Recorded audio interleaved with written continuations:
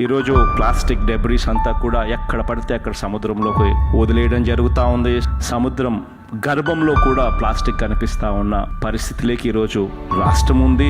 దేశంలో అదే పరిస్థితి, బహుశా ప్రపంచంలో కూడా చాలా చోట్ల కూడా ఇదే పరిస్థితి ఉన్న నేపథ్యంలో ఒక సస్టైనబుల్ పరిష్కారం ఎతకాలి అని చెప్పి ఆంధ్రప్రదేశ్ రాష్ట్రం అడుగులు ముందుకు వేస్తుంది. ఇందులో భాగంగానే 2 కంపెనీస్ను ఇవాళ ఆంధ్రప్రదేశ్ రాష్ట్రం భాగస్వాములుగా ఆహ్వానించడం జరిగింది.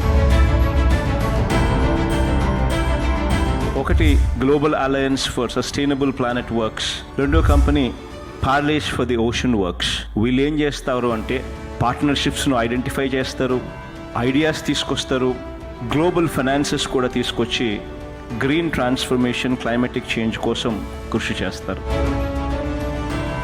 నా చేతిలో ఉన్న ఈ బూటు రీసైకిల్డ్ ప్లాస్టిక్ నుంచి తయారవుతూ ఉంది. ప్రముఖ ప్రఖ్యాత స్పోర్ట్స్ కంపెనీ అడిడాస్ బ్రాండ్తో ఇది బయటికి రిలీజ్ అవుతా ఉంది.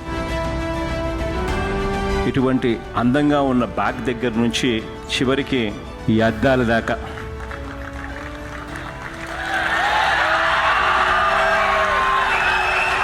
రీసైకిల్డ్ ప్లాస్టిక్ నుంచి తయారవుతా ఉంది.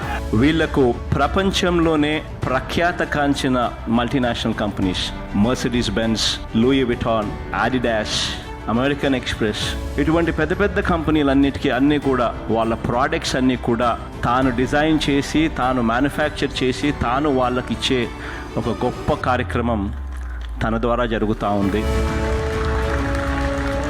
రాబోయే రోజుల్లో ఆంధ్రప్రదేశ్ రాష్ట్రంలో కూడా ముఖ చిత్రాన్ని పూర్తిగా ప్లాస్టిక్ పొల్యూషన్ ఫ్రీ ఆంధ్రప్రదేశ్గా చేయడానికి వీళ్ళంతా కూడా కృషి చేస్తారు.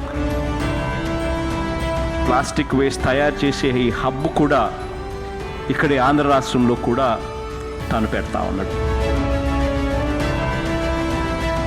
దీనివల్ల 16,000 కోట్ల ఇన్వెస్ట్మెంట్ ఆంధ్ర రాష్ట్రానికి నెక్స్ట్ 6 సంవత్సరాలలో రావడమే కాకుండా దాదాపుగా 20,000 మందికి రాష్ట్ర వ్యాప్తంగా కూడా ఉద్యోగాలు వస్తాయి.